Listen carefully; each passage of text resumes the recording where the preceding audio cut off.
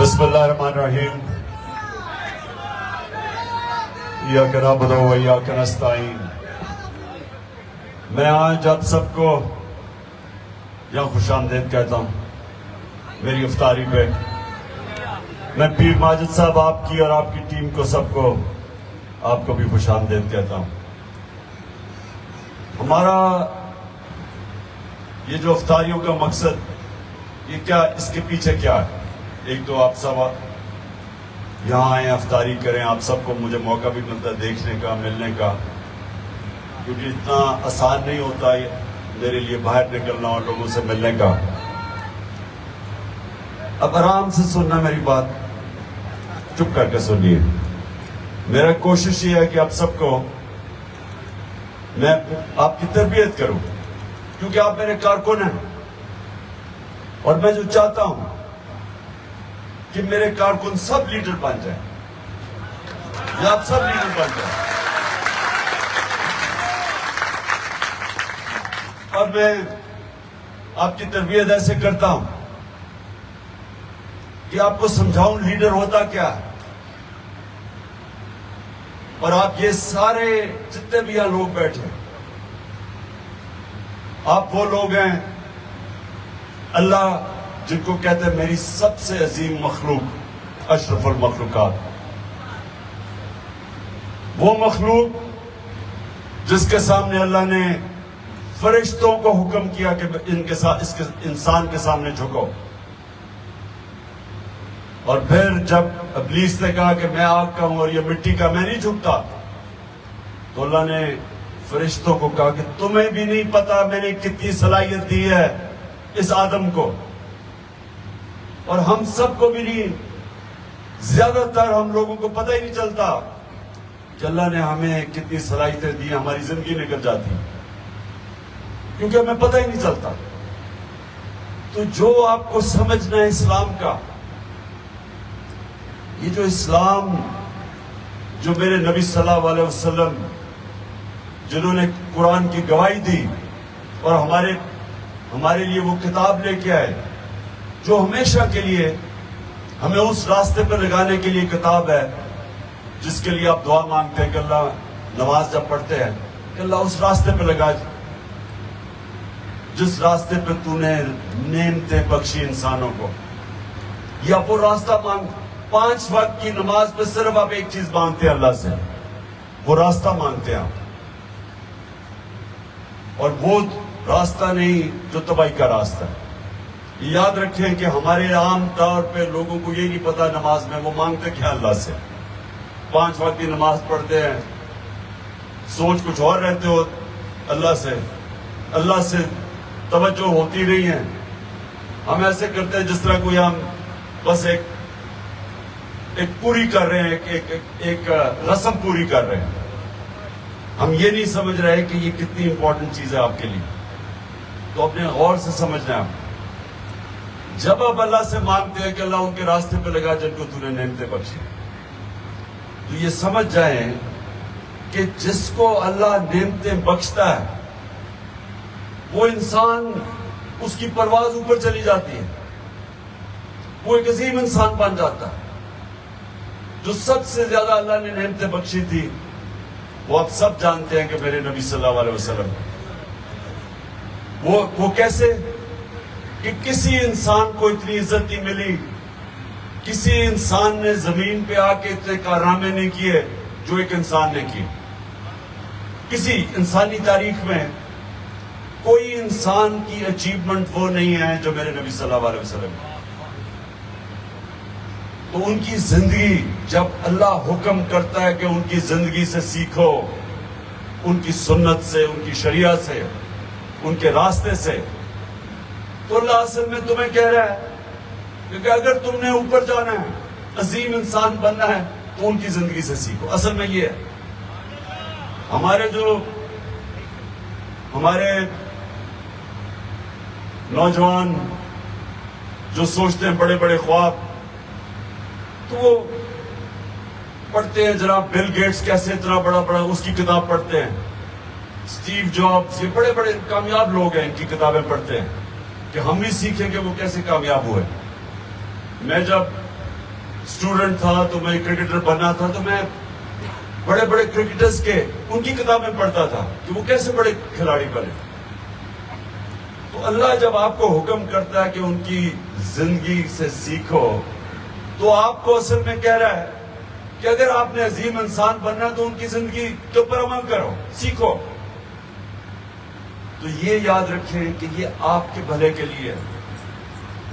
آپ جب نبی صلی اللہ علیہ وسلم کی زندگی سے سیکھتے ہیں, ان کی سنت پہ چلتے ہیں تو آپ اپنا بھلا کرتے ہیں, آپ کی عزت بڑھ جاتی ہے معاشرے پہ, لوگ آپ کی عزت کرنی شروع کرتے ہیں اور آپ کی پرواز اوپر چلی جاتی ہے. اب یہ ہم کیسے, یہ تو میں نے اب بات کر دی, لیکن عملی طور پہ دنیا میں یہ کیا کب ایسا ہوا تھا؟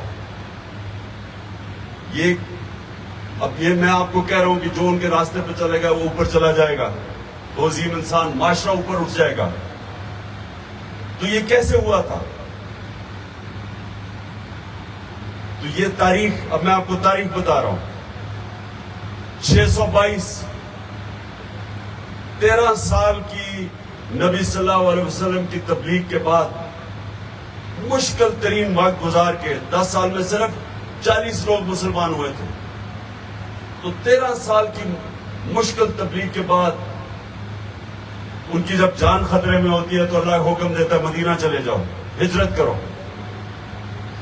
اب یہ تاریخ ہے 622 وہ پہنچتے ہیں مدینہ, اور ابھی پہنچتے ہیں, ابھی غریب ترین حالات میں پہنچتے ہیں کیونکہ سب کچھ تو وہ چھوڑ آتے ہیں مکہ میں. تو جو مہاجر ہوتے ہیں وہ بڑے غریب ترین حالات میں رہ رہے ہوتے ہیں. تو 625 3 سال کے بعد جنگ بدر, تو 313 لوگ صرف جنگ بدر میں لڑنے والے ہوتے ہیں, اور 625 دونوں طرف دنیا کی بڑی سپر پاور تھی. 2 سپر پاور, ایک پرشین ایمپائر اور دوسری طرف رومن بیزنٹائن ایمپائر. اب یہ بھی تاریخ کا حصہ ہے. جو دنیا تھی بٹی ہوئی تھی 2 بڑی بڑی پاورز کے نیچے, اور یہ تاریخ کا حصہ ہے کہ 636 میں 11 سال کے بعد, جنگ بدر کے 11 سال کے بعد, یہ ورلڈ ہسٹری میں, دنیا کی تاریخ میں لکھا ہوا ہے کہ رومن ایمپائر سپر پاور 11 سال کے بعد یارموک کی جنگ میں خالد بن ولید کی مسلمان فوج کے سامنے گھٹنے ٹیک دیتے. یہ تاریخ کا حصہ ہے. اور اگلے سال قدسیہ کی جنگ میں مسلمانوں کے سامنے دوسری سپر پاور گھٹنے ٹیک دیتی ہے. اب یہ سنیں, اب اپنے سوال پوچھیں کہ کیا ہوا تھا؟ وہی عرب تھے جن کی حیثیت ہی کوئی نہیں تھی, ان کو کوئی پوچھتا نہیں تھا. 2 سپر پاور کے بیچ میں ریگستان میں جس میں پاسبانہ علاقہ تھا, ادھر وہ تھے. تو وہ اس لیے نہیں پوچھتے تھے کہ وہاں تو کچھ تھا ہی نہیں. امیر ترین علاقے تو ادھر تھا, پرشین ایمپائر اور دوسری طرف رومن ایمپائر کے نیچے. اب یہ تاریخ کا حصہ ہے کہ وہ کیسے وہی لوگ چینج ہوئے, انہی لوگوں نے دنیا کی امامت کی. تاریخ کا حصہ ہے. ایک کتاب ہے, بڑی مانی ہوئی کتاب ہے گبنز کی, ورلڈ ہسٹری. اس میں وہ لکھتا ہے کہ یہ کیا ہوا, ایک دم کہیں سے یہ لوگ آئے اور انہوں نے دونوں پاورز ان کے سامنے گھٹنے ٹیک گئی. تاریخ کا حصہ ہے, لیکن ان کو سمجھ نہیں آتی یہ ہوا کیا. اور افسوس یہ ہے کہ ہمیں بھی یہ سمجھ نہیں آتی. ہم نے بھی اس کے اوپر تجزیہ نہیں کیا کہ یہ ہوا کیا تھا, کیا ہوا تھا. پوچھنا اپنے آپ سے کہ کیسے وہی لوگ جو اب میں پھر سے آپ کو ادھر آتا ہوں کہ اللہ نے آپ کو اشرف المخلوقات بنایا, سب سے عظیم مخلوق. جب فرشتوں کو کہا تمہیں بھی نہیں پتا کہ میں نے کتنی صلاحیت دی ہے انسان میں.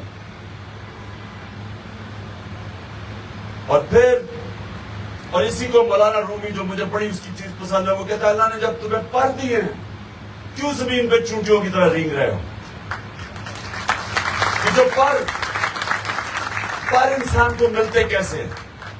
اب وہ جو آپ نماز میں 2 راستے مانگتے ہیں، اللہ ان کے راستے پہ لگا جن کو نعمتیں بخشی، وہ نہیں جو تباہی کے راستے پہ چلے گئے۔ تو یہ جو 2 راستے ہیں، ایک ہے آپ کی عظمت کا راستہ، دوسری آپ کی تباہی کا راستہ۔ دوسرے راستے میں باوجود کہ اللہ نے ہمیں پر دیے وہ انسان چونٹیوں کی طرح رینگتا ہے۔ اور جو مشکل راستہ، یہ یاد رکھیں، آپ جو مانگتے ہیں سیدھا راستہ، مشکل راستہ ہے، کیونکہ وہ نبی صلی اللہ علیہ وسلم کا راستہ ہے۔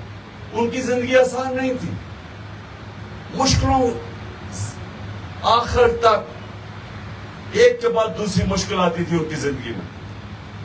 لیکن اللہ نے انسان کو بنایا کیسا ہے کہ جتنی وہ مشکلوں کا سامنا کرتا ہے انسان اور تگڑا ہو جاتا ہے۔ صرف ایک چیز ہے کہ جب تک انسان ہار نہیں مانتا، کوئی ہار اس کو ہرا نہیں سکتی۔ یہ بڑا ضروری ہے آپ کو سمجھنا۔ لیکن ہار وہ نہیں مانتا، خاص طور پہ وہ انسان جس کے اوپر اللہ پہ وہ ایمان رکھتا ہے۔ وہ جب میدان میں نکلتا ہے وہ کہتا ہے اللہ جو بھی میرے پاس سامنے مشکلیں آئیں گی میں اس کا مقابلہ کروں گا، ہار نہیں مانتا۔ تو یہ جو آپ کو سمجھنے کی بات ہے، اوپر جانے کا میں آپ کو بتا رہا ہوں، آپ کی لیڈر آپ کیسے بنیں گے۔ لیڈر آسان راستہ لے کے نہیں بنتا، کیونکہ وہ جب آپ نبی صلی اللہ علیہ وسلم کا راستہ مانگتے ہیں تو آپ تو ان کی زندگی دیکھ رہے، جب سے نبوت ملی اور جب وہ دنیا سے گئے وہ مشکل راستے تھے، وہ ہر وقت ان کو مشکلوں کا سامنا کرنا پڑتا، لیکن مشکلوں نے ان کو طاقت دے دی۔ جب آپ مشکلوں کا سامنا کرتے ہیں آپ اور طاقتور ہو جاتے ہیں۔ اللہ نے آپ کا جسم ایسا بنایا، ہمیں ایسا بنایا انسانوں کو کہ جب ہم آرام کی زندگی گزارتے ہیں، جب ہماری زندگی میں چیلنج کوئی نہیں ہوتا، انسان ایسے ہوتا ہے بوڑھا ہونا شروع ہو جاتا ہے۔ جب انسان کی زندگی میں مشکلات یا چیلنجز ختم ہوتے ہیں وہ بوڑھا ہو جاتا ہے۔ کئی لوگ آپ دیکھیں گے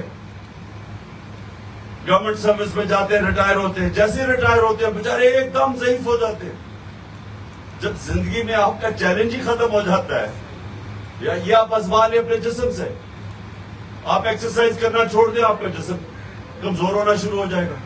آزما کے دیکھ لیں، آپ ایکسرسائز کریں، آپ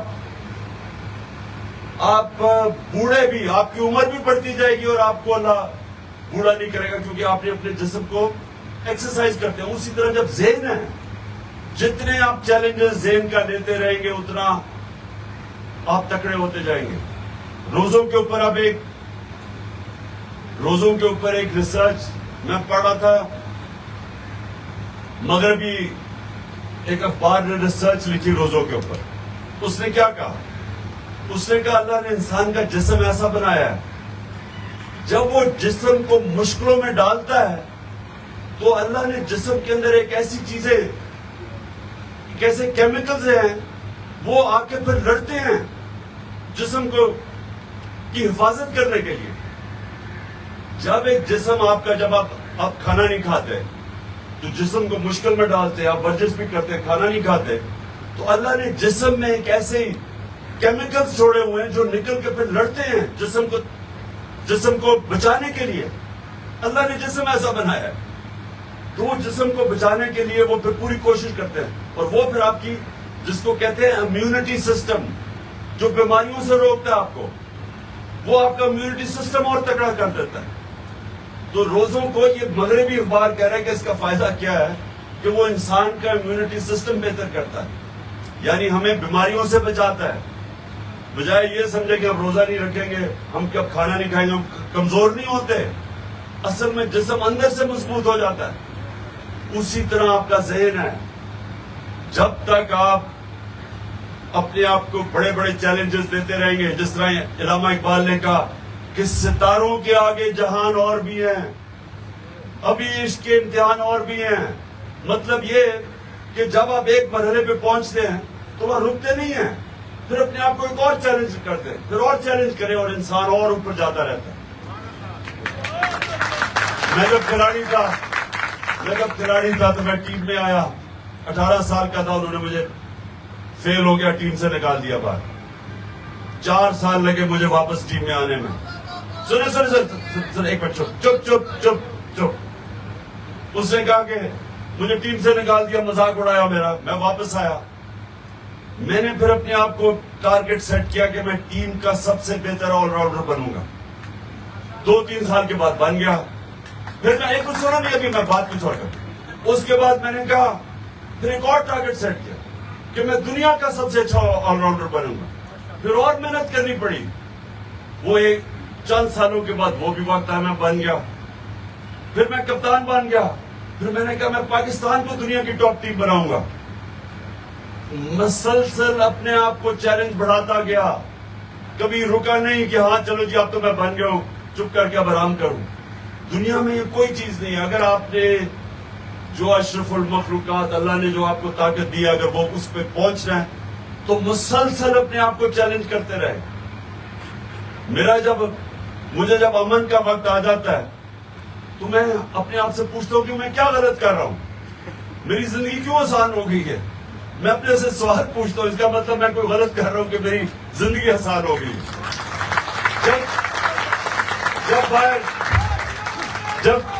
جب باہر ٹیئر گیسنگ اٹیک شٹیک ہوتے ہو تو میں پھر ٹکرا ہو جاتا ہوں. میں کہتا ہوں اب میں کوئی ٹھیک کر رہا ہوں کچھ. میں یہ سمجھتا ہوں کہ ہاں اب میں زندگی میں چیلنجز لے کے آگے بڑھ رہا ہوں. تو آپ نے بھی زندگی سے دیکھیں, کبھی مشکل وقت سے گھبرایا نہیں کرتا مسلمان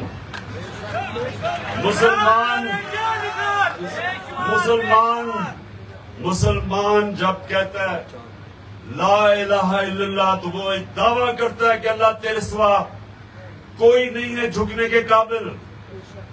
بڑا دعویٰ ہے, لیکن ہوتا کیا ہے کہ وہ دعویٰ کر کے اور پھر کبھی پیسے کے بت کے سامنے جھک جاتا ہے, کبھی خوف کے بت کے سامنے, کبھی اپنی میں کے اپنی انا کے سامنے جھک جاتا ہے.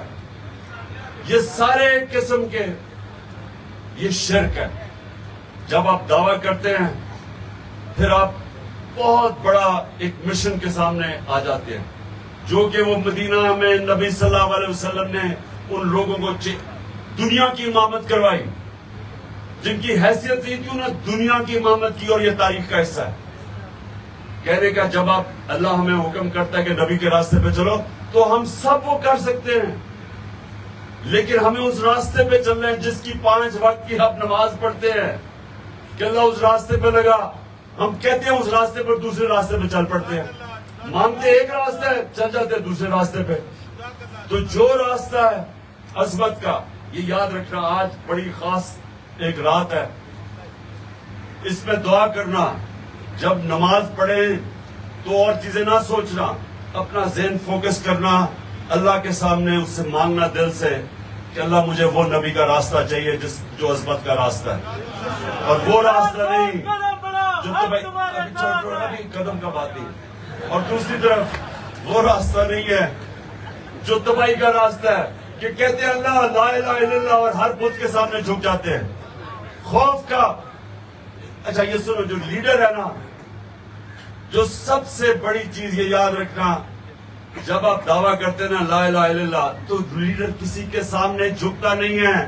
بزدل آدمی لیڈر نہیں بن سکتا. اور دوسرا, نبی کی جو 2 سب سے بڑی صفتیں تھی, صادق اور امین, سچا اور امانت دار, سچا اور انصاف کرنے والا. یہ 3 صفتیں ہیں جس کے بغیر آدمی لیڈر نہیں بن سکتا, اور آپ نے سب نے لیڈر بننا ہے. اور آپ نے یہ یاد رکھنا ہے کہ صرف پرواز آزاد انسان کی ہوتی, غلام کی پرواز اوپر نہیں ہوتی. آزاد انسان صرف اوپر جا سکتا ہے. اچھا جی, اب ہم دعا کریں, سارے دعا کریں, کیونکہ روزہ کھول کے اذان سے پہلے ہاتھ اٹھاؤ کہ اللہ پاکستان کو وہ ملک بنا، وہ عظیم ملک بنا جو مدینہ کے ریاست کے اصولوں کے اوپر کھڑا ہو۔ اللہ پاکستان میں عدل اور انصاف قائم کرنے کی ہمیں ہمت دے۔ اور اللہ ہمارے ملک میں کوئی انسان جو بھی اس کا دین ہو، مسلمان ہو، ہندو ہو، سکھ ہو، مسیح ہو، جو بھی ہو، کوئی ہمارے ملک میں انسان بھوکا نہ سوئے۔ اور یہ خاص طور پہ پختونخوا اور قبائلی علاقے سے جو لوگ آئے ہوئے ہیں نا یہاں، میاں والی کے بھی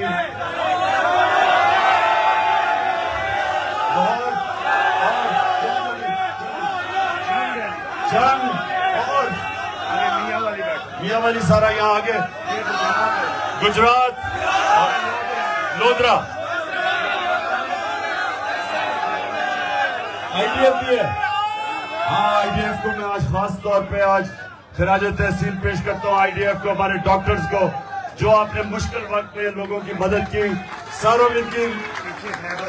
اور خیبر پیچھے ہے، ہمارا خیبر۔ اچھا سوشل میڈیا ٹیم آپ کو بھی خراج تحسین، یہ پکڑ کے اٹھا رہے ہیں سوشل میڈیا کی ٹیم، فکر نہ کرو، تھوڑی دیر کے بعد ٹھیک ہو جائے گا۔ احمدآباد۔ اچھا جی آخر میں کہ اللہ ہمارے پاکستان کو وہ ملک بنا جو دوسرے ملکوں سے پاکستان میں لوگ نوکریاں ڈھونڈنے آئیں۔ آمین۔